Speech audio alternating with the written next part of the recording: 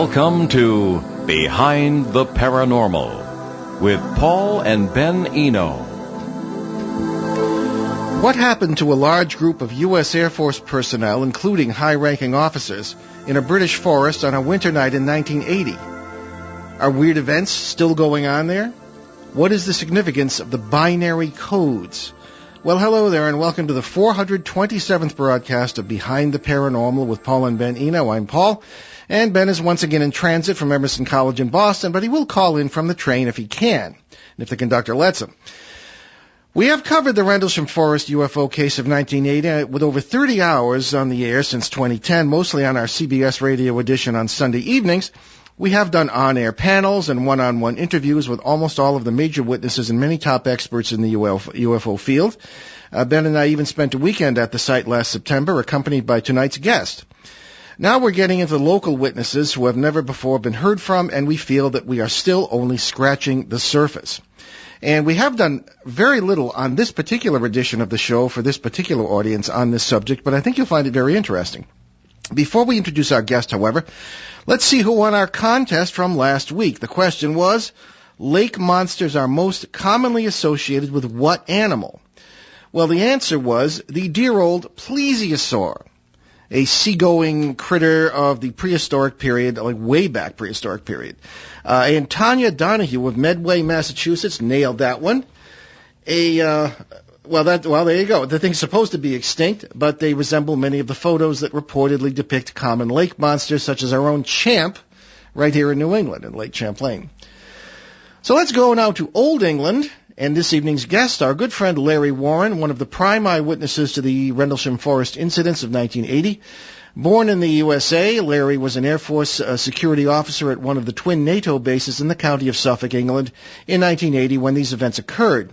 He is the co-author with our good friend Peter Robbins of the British bestseller Left at East Gate, with recounts, recounts the case. Larry has appeared on radio and television around the world, many times on other versions of our show, and he lectures widely. He now resides in the UK. So, Larry, welcome to the show again. Nice to be on with you, Paul. Okay. I've done a radio show in a while. Okay, well, I'm sure it's like playing the violin, Larry. I'm sure, or riding a bike. Now, on ON 1240 here, as I say, we haven't done very much about this case. So can you give us the basic story of what happened during those weird days in December of 1980? Right. Well, overall, it was, if you can hear me, the three nights of UFO activity in the forest near the air bases, RAF Woodbridge, and beams of light were seen to go down to the ground, and there's many different accounts of the many different things that happened. And you had various different ranks that saw things, and you had civilians in the area that saw things happen. And it began on the first night where these fellows thought an aircraft had crashed and got permission to go out and investigate it, and that's where really the whole thing begins. And that's Peniston and Burroughs and that bunch. Right, all of whom we've had on the show one time or another. So it's all been on there. All right, so what was your... It's a very vast, thing, and there's a lot of different elements and probably potential explanations for it. Sure. I don't know what the hell it was. I mean, I just saw how, really tried to put out how the government dealt with it. Okay. There's other people that claim to know what it was. I wouldn't want to take that responsibility. What was your particular experience? Well, mine was the third night 3, and of those incidents, and I was called to bring lighting equipment out to the forest.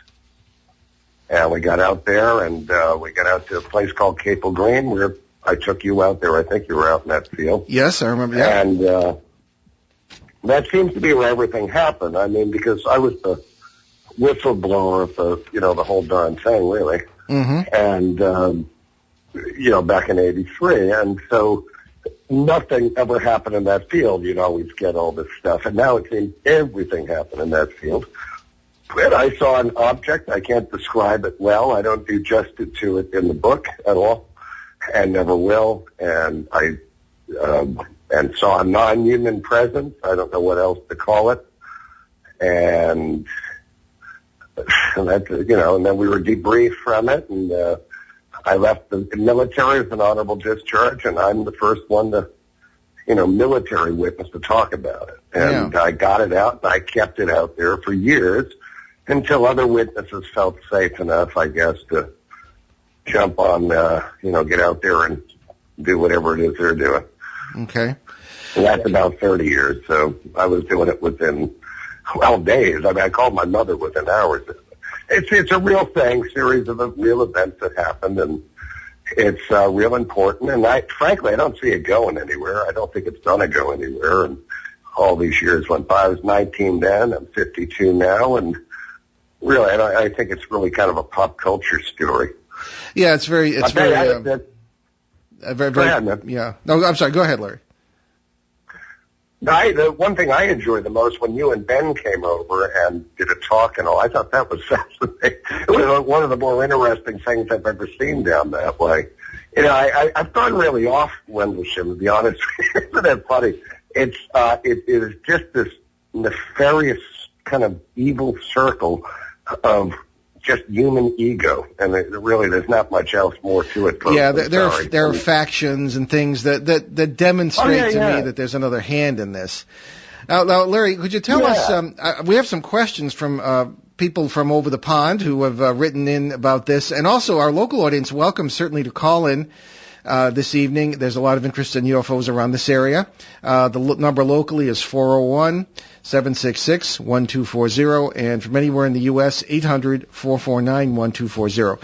But in the meantime, Larry, just if you'd tell us what happened to you. You had this incident. You went out into the forest with, I guess it was Adrian Bustinza, one of your colleagues.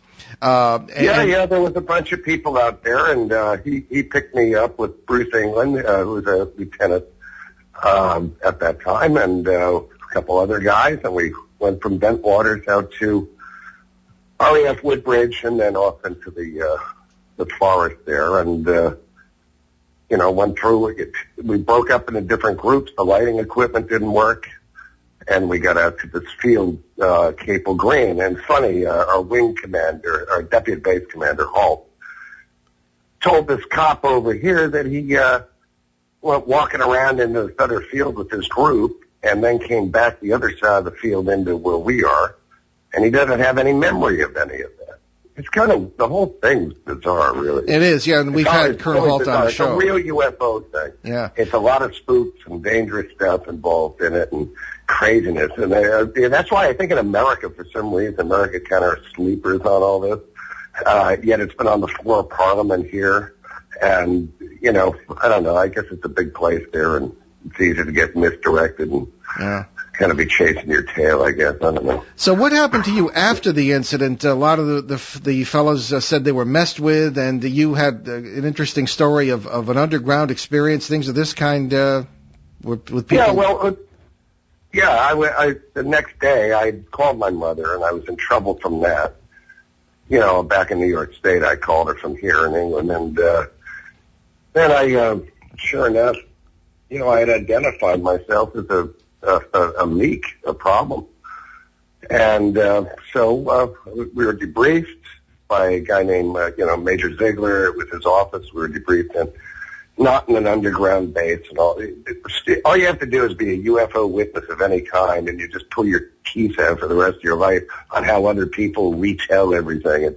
It's pretty bizarre world, man. So it's just the way it goes. It's ridiculous. Yeah. But there is a suggestion of an underground facility. That could have been wing intelligence on the base, and they did a lot of narcotic intervention and hypnosis. Now, I was the first to ever talk about that. Now, again, all the other helpful Air Force guys that I went through this with are, throwing their 2 cents in every now and then. So, I'm not that thrilled with any of the Rendlesham Forest guys either, any of them, because really it's just been me out there taking the crap all the years. And I think nowadays, I look back, I say, what have any of them really done for this thing? Nothing. Yeah. They didn't really take any risks or anything.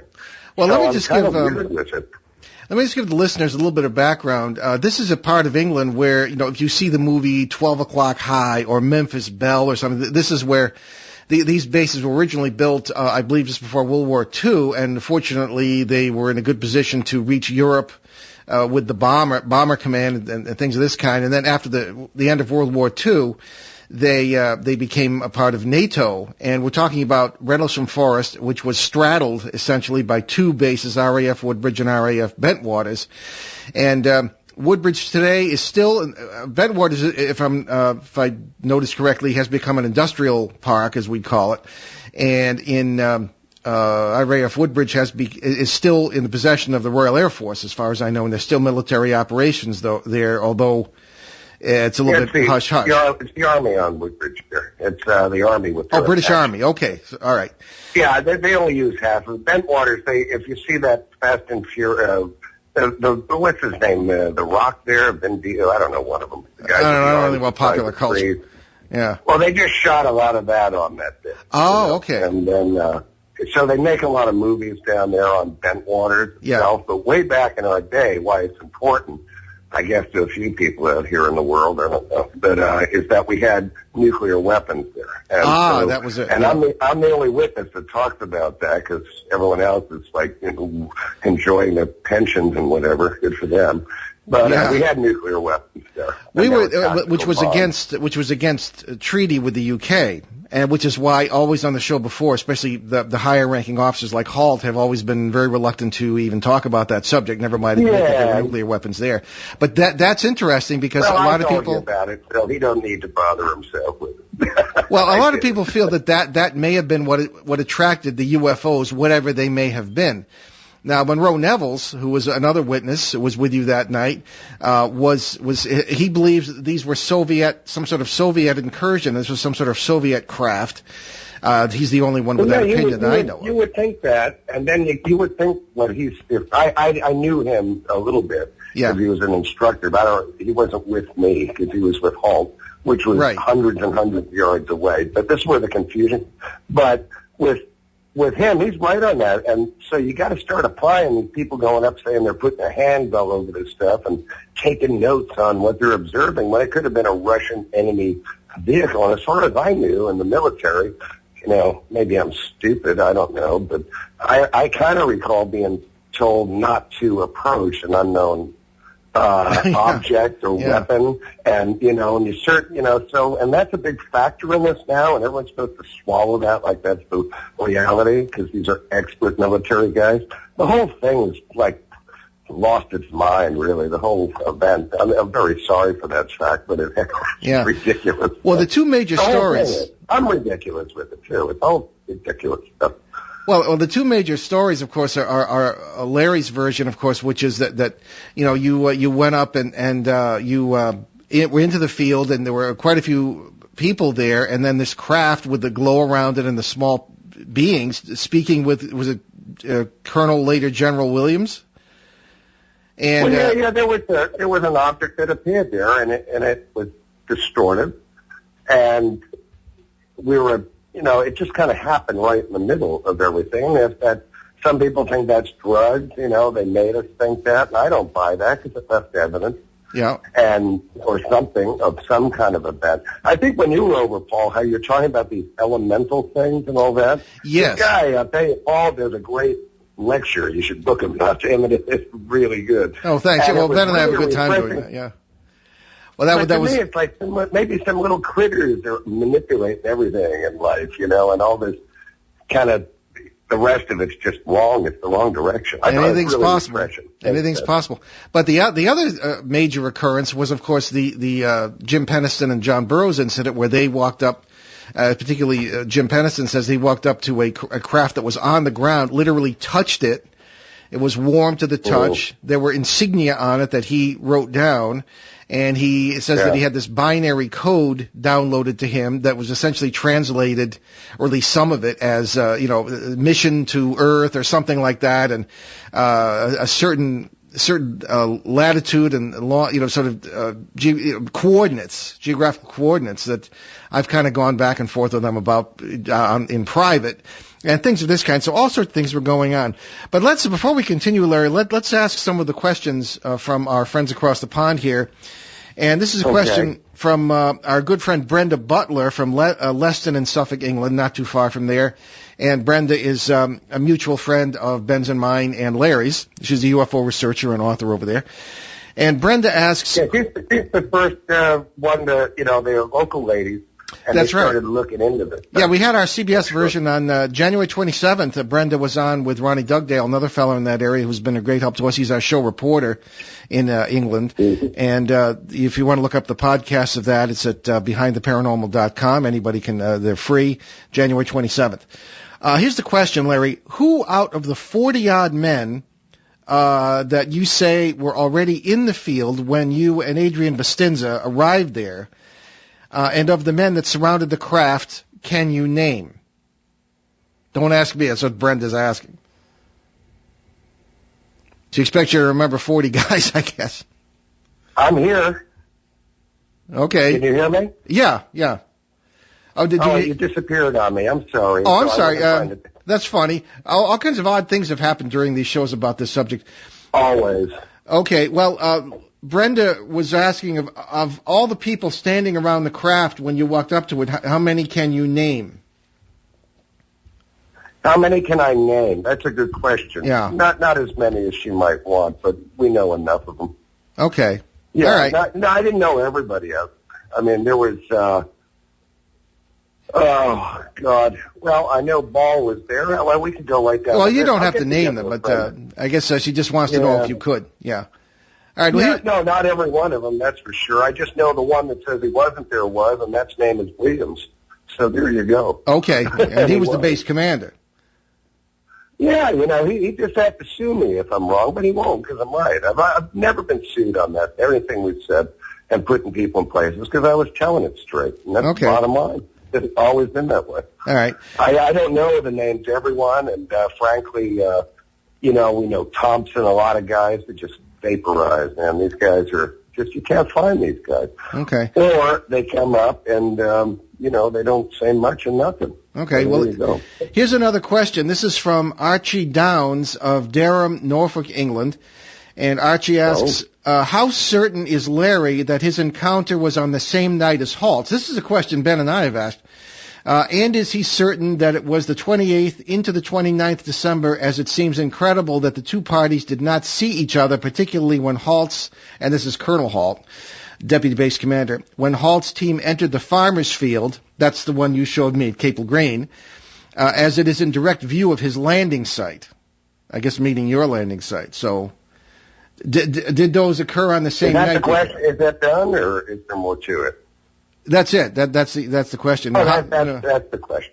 Yeah, how certain? No, it was the same. You want me to? It was the same night, and okay. Halt was 200 yards away from us, and if Archie hangs out down that way, he can go find out for himself. And, okay. And we know the night it was because we know what personnel were coming out there and what the shifts were. And Halt went into a second farmer's field, came back out right to where ours is going on, and he doesn't have any memory. And that's coming from a CID cop. So why doesn't he have a memory walking smack dab into where my thing was going on?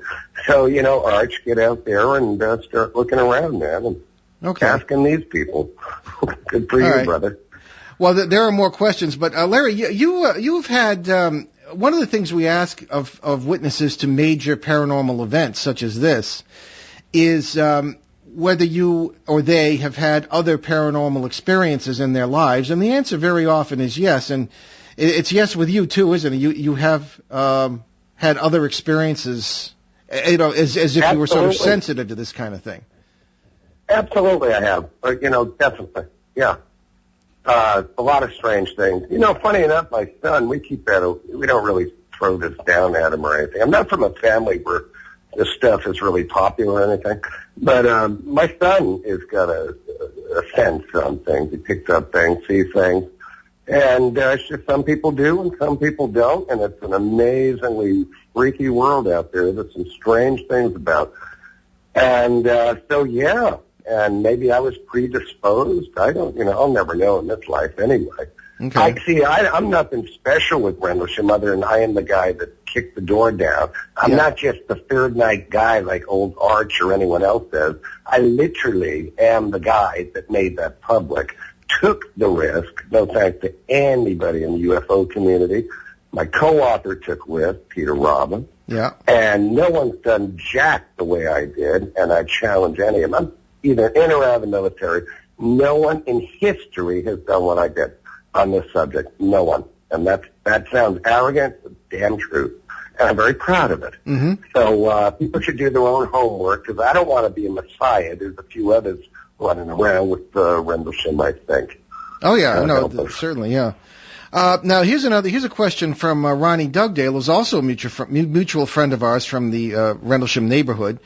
Ask Larry about his TDI to Egypt after the Rendlesham incident, and the other firm, so to speak, Jim Penniston and John Burroughs, who are the other camp in this, were adamant that you never went there. But at the 2012 Rendlesham conference in Woodbridge, you, meaning Larry, handed me, meaning Ronnie, a selection of black and white photos that prove you had been there. So what's that about? Oh, right. That was, there was this little vile Facebook thing those two fellas came up with. It was a good idea in the beginning, then became a real ego trip and all that. And they threw everyone off. So anyway, that was something that came up. I think Penniston decided to read our book just last year, it seems. And yeah, a number of us were sent. We left the base. We went to Egypt, a place called Area A. He seemed to find out I knew about that. And he was disputing it, and I'm there with people. There's pictures in our book that I took, and sure enough, and it was just to get people the hell off the base. Well, funny enough, I took down a bunch of pictures down to Ronnie there, and they're not black and white. I think he remembers them that way. They're in color, and showed him. I said, well, here they are. And, they're stamped 1981. It was all Bentwaters guys. It's a funny little thing. What you got is Penniston, Burroughs, that team there. They're trying to, not just me either, trying to attack everyone else's credibility and make themselves seem righteous, Yeah, well, exactly. And, I just don't like them guys at all. I don't care if they're from the future or the past, or they have the keys to humanity's DNA. I don't want to know. All right, well, as Sherlock Holmes might have said, Larry, this case is far from clear. There are varying accounts of UFO sightings, landings, even contact that night. People don't always agree on what happened during what night. People say they were messed with by authorities trying to hush this up, as of course happened to you.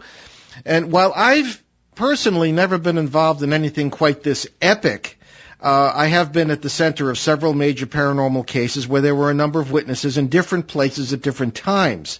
They had different experiences or different angles on the same experience, so they all started squabbling about what happened, even though they were all correct in the long run. Now, in this case, there seem to be two major groups, as we've said, in the Rendlesham case. One considers your account to be the most accurate, or at least the most important, and the other group has gathered around your erstwhile colleagues, Jim and John, as we've said, who recount an experience with a different craft in a different part of the forest that they believe involved time travelers. Is it possible that both accounts, in the end, really are correct? Oh, me? Yeah. Yeah, you. Well, I don't think all of it can be correct. I just can't see it, what I saw. And, people take pictures of these strange critters out in that forest. That's the next thing. It's an all-around weird place, of which this incident in Ben's, in my opinion, is just the tip of the iceberg. Yeah, I just don't want to be... Those two have a book coming out with Nick Pope, and, good luck to them, and we'll see how it is. I can't anticipate, if they've proven that is people from outer space, from the future that came back and sought out Jim Penniston, okay, well, and that's going to be there. We did our best to prove our book that events happened, and that we wanted people to pick up the rope and run with it. And, go further than us. We didn't really try to put it out, well, this is what it is. We give, because we don't know. And they say, in fact, he doesn't just say, he says he knows. And that's the way it is. And if you don't like it, that's the way it is. Well, I'll read this book. I really will. Nick Pope's a smart guy. We'll see what he's come up with him. And then I will, if it is people from the future, I will just shut up. That's it. Well, Nick Pope, everybody being the former official of the British Ministry of Defense who was responsible for UFO research there or for collecting reports, and he's been on our show a number of times as well. Now, Larry, you and I both know that sowing confusion and disagreement is a common trick by those who want to cover things up. And so perhaps that is a factor in this. Oh, yeah. Well, there is. And, you have Peniston talking about being given injections, and it happened to all of us. I mean, there's a lot of things that were done to us, which is really a human rights kind of thing, even though you don't have human rights in the military. But the real problem is, it's gotten personal. Ugly, nasty between certain parties.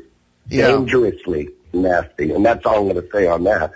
And if that's being spun, they're doing a hell of a job because it really is. It's dangerous stuff going down with this amongst the witnesses, and I'll leave that at that. It's way beyond, I don't like that guy, there's some ugly things afoot. People have no idea. Okay. They really don't. Well, we're going to take a quick break here, I think, and we will be right back. You're listening to Behind the Paranormal with Paul and Ben Eno, with minus the Ben tonight, with our guest Larry Warren on WOON, 1240 AM in New England's beautiful Blackstone River Valley. We'll be right back. Hi, I'm Russ Gorman. If you're concerned about 2013, relax. It's actually the 14th year of the 21st century, and a great time to get an astrological chart done. This year, I'm offering an added feature. I'm including lucky numbers on request with each chart or update at no extra fee. Discover what tomorrow will bring in regard to money, health, job, relationships, or possible windfalls. Call me at 401-333-4048 for information on getting your individual chart or update. Give your life a fresh start. Welcome the changes the planets are providing. I'm also available for private parties and speaking engagements for groups. Look forward to enjoying your future this year. Call me, Russ Gorman, at 401-333-4048. ON Radio, ON Worldwide. That was quick, and we're right back here with our wonderful guest, Larry Warren. Now, Larry, let's continue here with just one question that I had. You were there, of course, when Ben and I spoke last September in Woodbridge near Rendlesham Forest, and you and everyone else made us feel so welcome. We'll never forget it. You also accompanied us. You were great. I enjoyed that. I enjoyed hearing you two. It was refreshing. Well, that's what I wanted to ask. There's one who was there, and of course you accompanied us to the forest over the 2 days we were there. Ben had such an experience he didn't want to go back on the second day. What did you think of our contention that what happened to you and others over those nights was just part of a long string of events that go back to the Saxons, pretty much, that are still going on in this amazing thin place where, in our opinion, parallel worlds seem to blend so easily? You seem to be impressed with our talk. No, very much so. I was with that. I really think it's kind of what did Peter Robbins call it, a black hole Disneyland? The more I look at it, there's a place in New York State called Pine Bush, and that has a lot of history, like Rendlesham Forest, it seems. So yeah, there's stuff going on all the time. Yeah. Now, according to one of these other Rendlesham guys goes, there's nothing from outer space coming here, which I don't know. I kind of suspect there always has been. And, people that say that are full of it, and in general, and all the rest of it. It's just folks coming back from the future, and, good luck. And so I think it's way more than that. And I'm kind of in with what you're saying, the Anglo-Saxon thing, and it is a bizarre, freaky place. You feel a lot of different things, and it's probably always been that way. It's turned into a little bit of a touristy kind of thing for that. And there's people that hide out in the woods in camouflage, I guess, and all this kind of stuff. But good for that. And it goes on. The stuff is seen. Peter and I in '88 had an amazing sighting, and in near Bentwaters, and it was stunning. And we recorded all of it. You've heard us talk about that, and sure, it was really amazing. We saw just about everything you could imagine just on display, and it almost seemed stage managed or scripted. So maybe it is by this other intelligence to say, "Oh, is this what you want?" Well, we heard it was that intense. We heard stories of aliens, ghosts, yetis, sensitive people collapsing and receiving messages from weird beings. Ben didn't even make it out of the parking lot before that happened to him, and just about everything else. So one of the things that we contend with places like Rendlesham Forest is that all sorts of things can and do happen there because of the same process. Now, I'm wondering a number of things. One is about these binary codes. And, of course, a binary code, for those who don't know, is just a bunch of ones and zeros that put together in certain combinations can be translated into words. And it was the origin, it was really the basis of the first computer language when computers began to progress several decades ago. Now, this is what people, not just our friend Jim Peniston, seem to have downloaded, if you want to put it that, at this place, but also Brenda Butler, who wrote one of the questions that we just read, and a number of other people whom we are starting to unearth and have on the show. Are you involved in that process at all, working with Brenda or Larry on any of that, or have you been familiar with any of the other people who've said they've received binary codes there? The binary thing, am I involved? No. To me, it's just the current kind of hype thing. And if people are getting these, great. And they're in gin, and if all this sort of thing went on, it's not my area, and I am really glad that it isn't. And, okay. I'm not good with numbers anyway, so they probably just left me out of it. All right. Okay. Well, I'm not making fun of it, but it'd be just one more. It's a very popular issue, I guess you could say right now. Yeah. Well, we'll keep everyone informed on that. There's another question from... we'll see what he comes up with. Yeah. Well, we have another question here from Ronnie Dugdale in England, and he asks about your relationship with Georgina Bruni, author of the book You Can't Tell the People. You had great. He said you had disagreements with her over her handling of your account in her book and the public apology that she eventually issued to you. So could you tell us about what happened there? I'm not familiar with that. Oh, yeah. Well, that's a great question. I like that. I'm a really difficult guy if things that I've said hasn't been accurately dealt with or honorably dealt with. Now, I knew Georgina very well. You see people don't realize we actually knew each other. She is deceased. She had, I believe, breast cancer, and I kind of knew about it before the public kind of knew about it. It was sad. So she passed on. And we were all right when she passed on. And she wrote this book, You Can't Tell the People. It's a very interesting book. There's very valuable things in it. And but when it came to me, you don't upset a woman. And her and I got, in an outrageous battle over certain items that were passed to me. I sent them to her. She was going to put them in her book. I had to protect the source. And therefore, if you read her book, as it deals with me, you'll see many, many things backing me up, many other things not backing me up. And it's a very schizophrenic kind of thing, recounting of me in it, certainly, and, kind of the bad guy and all this. And, but that's the way it went.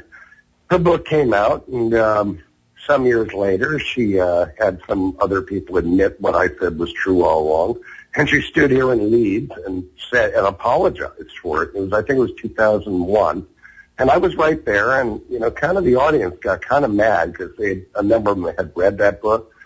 And I imagine this new book, is going to just be, a total rinse job when it comes to me. And I prefer to just stay out of it because I'm not part of these binary things. I don't want to be. But so Georgina, very common with witnesses, these people write books. She wrote her book because of our book, 100% because of it. And so the other team liked to reference her book, but what I want quite often and ignore ours, and that's fine. But what the point is that Georgina did come around. We put everything to bed. I'm very sorry she passed on, and these guys have tried to make some annoying thing about it. It's very juvenile, the whole thing. We actually knew each other. These guys didn't know Georgina personally. Yeah. So I've had that penance shadowing me on every damn thing I've done for the last 10 years. And it's just the way it is. You just got to wonder. I just shot a program for the History Channel over here that I'm sure those guys were jumping through hoops with anger over. Yeah. And it was some guy named Sean Ryder who was in a rock band or some kind of thing out of Manchester. A well-known English pop personality or something. And it's on UFOs, and Travis Walton and I were on it too. And we went around the forest. Yeah. You know, the way this world is, Paul, because only this idiot production company went down to, like many of them are, down to the Rendlesham Forest, kind of the Forestry Commission people. This guy comes out, gives them a map of the location of the incidents, and saying, why don't you ask me? I went through it. Gives these bozos the map, and the locations have nothing to do with any event. John, Jim, Hall, anybody. Me, nothing. And I said, listen, this isn't even right. And they got all upset and threatened to call the police. But, this was kind of, clowns down there, and they have these signs and trails through the woods, and they mislead people. It's a big place. Yeah. And so Georgina was misleading with certain things in her book, and I started to go to war with her on it on the internet in 2001 or when the book came out. But my boy had just gotten born, and, there goes life on that. There's no important things. But she's dead now, but other people like to stir that, and, I really don't give a darn what they do anyway. Well, that was a question. It's a great question. Yeah, okay. We've been there. Ben and I have been there with certain producers, and there are several we refuse to work with, because they usually come back and tell us we're too intelligent, so they never produce the show. But in any case, I wanted to ask you, in your, no, that's true. It's no joke. They tell us that. But anyway, Larry, in your excellent book, which is a riveting read, A Left at Eastgate, written as we say with Peter Robbins, I was amazed, especially not only at the account of what happened to you on that night, but what happened to you on the night you went back there for the first time with Peter when you were working on the book. Yeah. And was that in the same farmer's field that we visited? It was not far from that hotel, actually, where you spoke. Oh, okay. Can you tell us about that incident? It was really remarkable. It was like nothing had changed. It wasn't in the Rendlesham Forest. It was down that way. It was near Bentwaters. And it was just about everything you can imagine, just thrown right out in front of him. I mean, Peter didn't talk to me for almost a year. Really? Well, could you describe what you saw? Well, there was, if we had cameras, I guess Peter did. We didn't bring it. And we tape recorded everything. And it was just about every kind of thing that you'd find in the Halt document, actually green fireballs with tails going through the trees, figures on the ground with bright lights,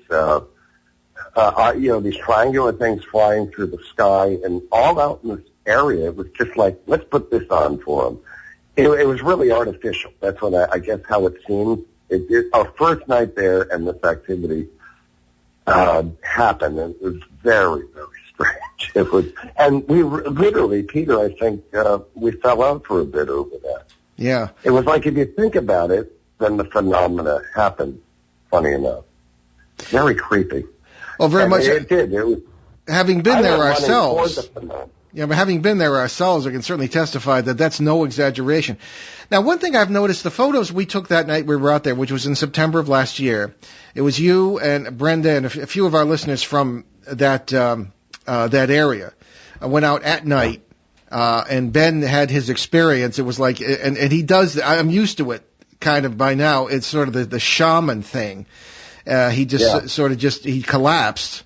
And it was weird because remember the dogs down the road started whining, and then the dogs who belonged to one of the dogs that belonged to one of the people who were with us kind of got upset. And he had never even made out of the parking lot before that happened. But in any case, that is the sort of thing that happens to a number of people there. And when the photographs came out, and I don't know if I've told you this yet, that I took, there are strange lights in there. And this is a very, very rural area. There's no light source. And all I could think of was that night and the descriptions that I've heard from you and others of the 1980 incident, the strange lights moving through the trees. I'll send you some copies of those pictures. I'd love to see that. It is a creepy place that will drain you out. I remember Ben having that happen. I can understand that. He's like a, I'm not putting anybody down that has had things. Maybe Peniston's the future and it is that, or it's something deceiving him or whatever. I know they had an event and that's it. So, but unfortunately with this, there's a real lot of nasty business in it between people. They're living this one other thing where Peter said, I said a white lie. Now this is something out in Phoenix. Now Peter's a very theatrical guy. He's from a theatrical background. Oh, is that the UFO conference in Phoenix? MUFON conference? Yeah. And, well, I think it was, and he went out. And this has come up a lot, and they're like trying to turn us in on each other. And what it is Peter has very, very dramatic language. That's how he is. Yeah, Peter Robbins, your co-author. Broadway kind of guy. Yeah.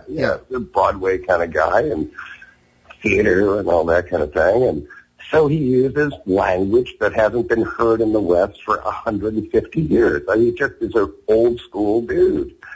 So he said a saying and never closed it, but the other cat loves this, where he said Larry told a white lie, a little white lie. And they're like, oh, see, he had to come all the way to Phoenix to feel safe enough to say that. Well, what was that supposed to be about? Sorry? What was that supposed to be about, the so-called lie? Well, unfortunately, Peter never said to the audience what it was about, and thus it's caused a lot of trouble and has fed into the other team. And so I will settle that now.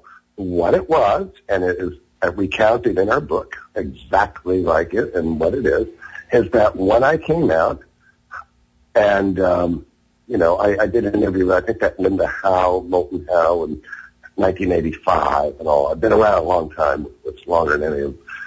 And so anyway, there was a point when I was dealing with this cop, Larry Fawcett, out of Connecticut, where, matter of fact, we were trying to get Sergeant Adrian Bastinda to, just get on board and say things and all. And he didn't do it for a number of reasons. And he did not bring up the underground thing. He said, it's something I told him at that time. Now, I'm going way back. And I felt kind of betrayed by it. And I said, well, all that underground stuff, that happened to him. I was just saying it just to get it out there. The underground thing, right? Sounds ridiculous if you don't know what I'm talking about. You're referring to after the experience of being taken to an underground facility and dumbass 20-something-year-old kid thing to do. And so I did it. And then, sure enough, years later, of course, that is recounted in our book exactly what that was. It was just a minor thing, and then Adrian did come forth and, say, yeah, things are as they were. So, right. And I do write about that. So, but these guys are like, the whole incident's a white lie, and, they're very nefarious, naughty little fellows. Yeah, these things get they're very little. Picked up and run. So that's what that is, folks, that you can all put it in your pipe and smoke it. All right. If you know what I was even talking about.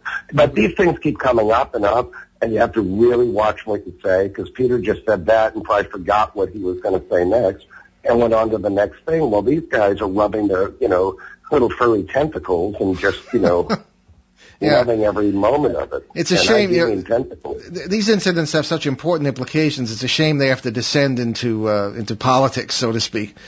But Larry, it's schoolyard level stuff. It ain't. Yeah. I wouldn't even give it the class of calling it politics. Schoolyard. Well, again, it's typical of cover-ups. Because when I had military intelligence training, we were told essentially that by the time the 60s rolled around, they realized they couldn't really keep secrets anymore because everybody blabs everything. And now, of course, forget it because you've got the internet and everything else. And the idea was instead of trying to keep a secret, you release accurate information from inaccurate sources and inaccurate information from accurate sources, and everybody keeps guessing. And people love it to death because everybody loves a mystery. So, I mean, this seems to be a classic exercise in a cover-up. Oh, yeah, I agree with Holt on that, but, you know, they try to make it out like I was the Manchurian candidate that got out and, you know, but Jim Pennison's the only one that can claim for certain that it was people from the future. As far as I know, John Burroughs doesn't know it's someone from the future. In fact, did not even see what Jim described. Yeah. Or see Jim touch the object. Now, there's a lot of things people are going to ask. They've asked them of me, and, you know, and I've had the runaround. And I really hope that they prepare for what's going to happen. But it's much bigger than any of us, isn't it? You know, I think Holt has it right where he's called me like the poster boy for the intelligence community. And that's a bit insulting, you know, because you can see where they're trying to go with it and, you know, the angles and all. I'm not a military-minded guy. I went in for all the right reasons to serve my country, and I got served up on a plate. I saw what it was about. You see all these soldiers right now from England and America over there in these ridiculous places coming back, you know, with pieces missing and, you know, living in boxes on the street. So, you know, so that's what they do to you. Well, let's look at... There's no viva la cause. I could care less. It's rotten. Let's look a little bit at what happened to you afterwards. It's interesting, I find, that you are the only one of the major witnesses who did not stay in the Air Force. You were labeled with some sort of medical condition you did not have, and you received a medical discharge, and then when you tried to get back in, they wouldn't let you back in. I don't have a medical discharge. Oh, you didn't? It's okay. just what they it was an honorable discharge. Okay. All right. But in any case... I have a fully honorable discharge, and it's a re-enlistment code that doesn't exist. They had me in backline jobs, and I just wanted to get out of the base, and I was misled. I was told if I left the Air Force... It's in the book, I could come back into another AFSC, but I never had a medical discharge. See, there's a lot of myths and nonsense, not your fault either. But, no, I have fully honorable discharge, and I had an RE of 4M, which Holt looked into my medical record. And this is I'm quoting him on this because it's true. He said because he worked with the NSA, he was on some board of something. The National Security Agency, yeah. Well, yeah, and I'm the one that linked that with this, but, funny enough, he said when he called and asked about me, he had never had a call back so quick in his career, and he said they turned all the questioning around on him. Well, you know, no, I'll just say, regarding Colonel Holt, I'm thinking, too, that the first show you were ever on together was our show in April 2010 when we had the panel, and he finally admitted that you were out in that field that night. And that was the first time. A lot, but he used to say Adrian wasn't there and all kinds of other people. But I wasn't with him per se. But there's I don't know. I think with me it's because his name was on that memo. And I'm the one that got the famous Holt memo that was released, about the incident to the British Ministry of Defense. And so he thought his career was over. And because of me. Now, I got out. It was just, if I had gone to any other base, let's be honest here, any other base, and I was the last person in the Air Force to get the guaranteed country of choice, which is England. Yeah. But and there's a whole other side story with all this I won't go into, but on why I got there, and it just doesn't add up anymore. But anyway, there's a lot of things that I deal with it that just doesn't add up to me. Didn't you have... I'm sorry. Now, didn't you have a sort of what might be called the Man in Black experience, or the equivalent thereof, after you got back to the States? So you met someone, and that's in the book as well. Could you talk a little bit about that? Well, they were just feds. On our base, they came up and they grabbed me and another witness, and that's where the mind control or the injections were given and all that. But I wrote that chapter just like it was. I have had people throughout when this was really cooking around in the 80s and CNN had it. I was approached definitely by people and all kinds of stuff went on. My family saw it, and very heavy stuff going on, man, because they really scared the rescues were going to get involved in it. There was some issue there. And that was the Cold War era when it came out. Yeah. You know? Yeah. And, well, yeah, there was a lot of paranoia. Yeah, I would imagine with the traditional Men in Black kind of thing, I think the way the mind control stuff was done, it all came out like those hokey, B science fiction movies. But in reality, they were kind of agents, kind of people.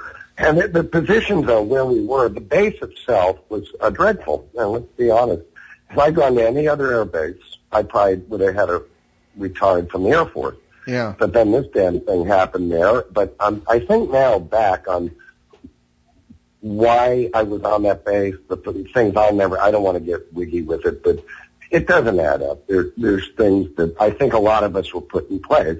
And I never on these programs can get into that or anything. So I'm going to write about it because I, too, have another book on its way. Oh, okay. I suspected as much. Oh, yeah. And it's, I do, and it's not just this, but it's going to be a lot. It's just going to be some explorations of things I've thought about with it. Yeah. And, some things. So I do too, but I'm not going to hype it. It's got to be kind of fun too. Well, keep us posted on that. I'd like to kind of be in the loop on that one. Oh, I want you in the loop. It's called A Misguided Missile, and then and that would be me, and then the subtitle, and I'm going to do it. And thank God, I have people to consult with and work with on it, and it wasn't fun, but I want to explore some other stuff that happened to me, and I don't want to do it in 10 years because I might not be alive then, but I want to do just a little more rounding out of what happened to me, to kind of put it to bed for maybe my son. Because Left at East Gate, very proud of the book and Peter and all that.